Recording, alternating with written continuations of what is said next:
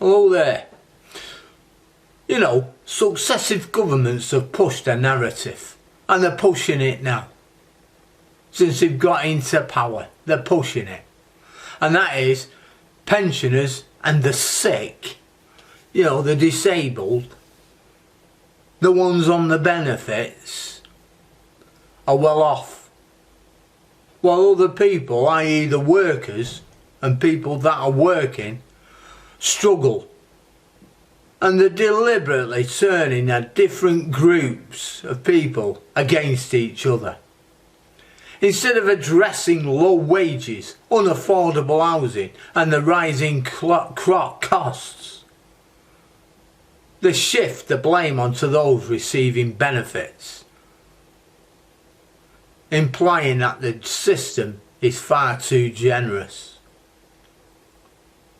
Now this is misleading. Pensioners and the disabled rely on support they've paid into through taxes and national insurance. They're not taking more than their fair share. Meanwhile, wages remain stagnant, forcing even full-time workers to depend on benefits to survive. The real issue is government mismanagement, corporate greed, and policies that prioritise big businesses over ordinary people. By blaming pensioners and the sick, they distract from the real fact that the economy is failing everyone except the wealthy. Now that's a fact. You only have to think about it, and just think about it. For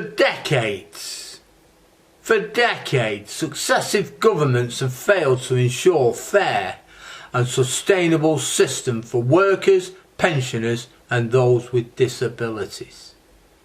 Instead of addressing the root causes of financial instability, low wages, unaffordable housing and rising costs, they have buried their heads in the sand, choosing to shift the blame onto the most vulnerable rather than tackling the systematic issues that have left millions struggling to survive. I just want to explore how the government's mismanagement has led to a situation where work does not always pay.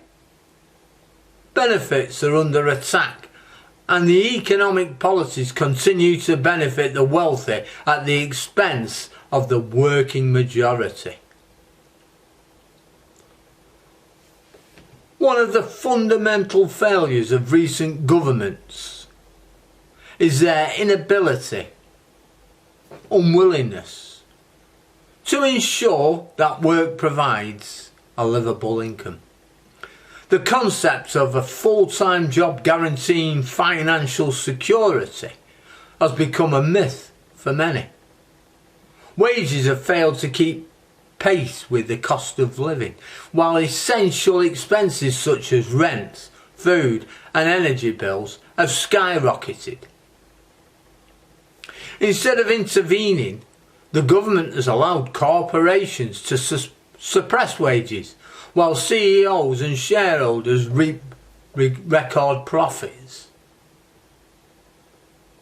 Now there's another fallacy. Pay people decent money. Oh, it'll cause inflation. Oh, things will go up. No, they won't. It won't with a strong government. It's a fallacy.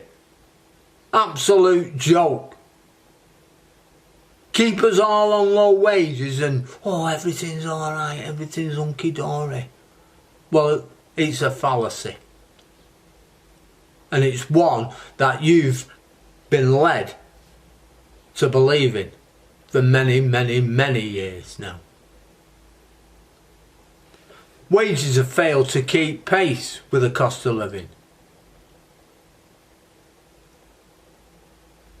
And that's a fact. Instead of intervening though, this government has allowed corporations, as I've said, to suppress wages, and record profits and bonuses have been paid. another fact.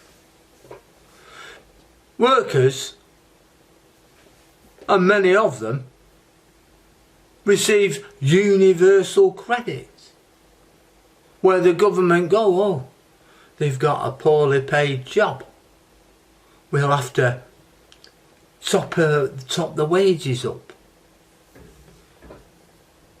There should be no need for that if you're working full time, if you're trying to get on with life. No reason for it whatsoever. And no one's ever asked a question really. How come? The government's topping up the wages. A fair economy should reward hard work, not trap people into poverty. The government has repeatedly framed pensioners like myself, and now they're framing sickness benefits, disability allowances. Hey, oh, they're unsustainable. Now, sickness benefits and pensions are all part of the National Insurance Programme. They've been paid for by people that have been working that are now on sick. Now, rather than addressing the financial mismanagement or corporate tax avoidance, they have chosen to target those who rely on benefits now. Pensioners, the sick and the disabled. For example, disabled individuals who, with long-term illnesses, are increasingly being pressured to work. Despite medical conditions that make employment unfeasible, the government claims that many on long-term sick could be working, yet they fail to acknowledge the reality. Without, for example, accommodations at the workplace, training and support, many jobs remain inaccessible. Instead of stripping away support, a fair system could focus on enabling people to work where possible through workplace adaptations, flexible hours and financial assistance for those who need to reduce their hours. Then we have the narrative of the black hole in the finances. How many times have we heard that? Call Me Dave Cameron mentioned it. There's nothing in the pot. We're all in it together. Austerity kicked in. And that's where we've been for 15 years. Then this lot now decide there's a 20-odd billion pound black hole. Oh dear, I'm sorry about this. We'll have to shaft you. You know. Now, rather than prioritising the needs of the majority, governments have allowed tax loopholes and offshore banking to flourish, enabling the wealthiest individuals and corporations to avoid paying taxes and paying their fair share. If governments really and honestly and truthfully wanted to address budget shortfalls, they would tackle tax evasion and implement fairer tax policies rather than punishing pensioners, disabled and low-income workers. To address or to correct these failures, the governments must adapt policies that ensure a fairness and sustainability for all, rather than just the wealthy elite. And a truly just system would include a real living wage. That's right. Wages must be high enough to cover such things as housing, food and essential living costs without the need for government benefits. Affordable housing rent controls, increased social housing, the restriction on property speculation are necessary to prevent housing from becoming unaffordable. Support for reduced working hours. Individuals with disabilities or chronic illnesses should have access to partial benefits that allow them to work fewer hours without financial hardships. We need a fair taxation system. Large corporations and the ultra-wealthy should contribute their fair share, reducing the burden on low and middle income workers. Then we need better workplace support. Employers should be incentivised to accommodate workers with disabilities, chronic illnesses and mental health conditions. We need a transparent welfare system.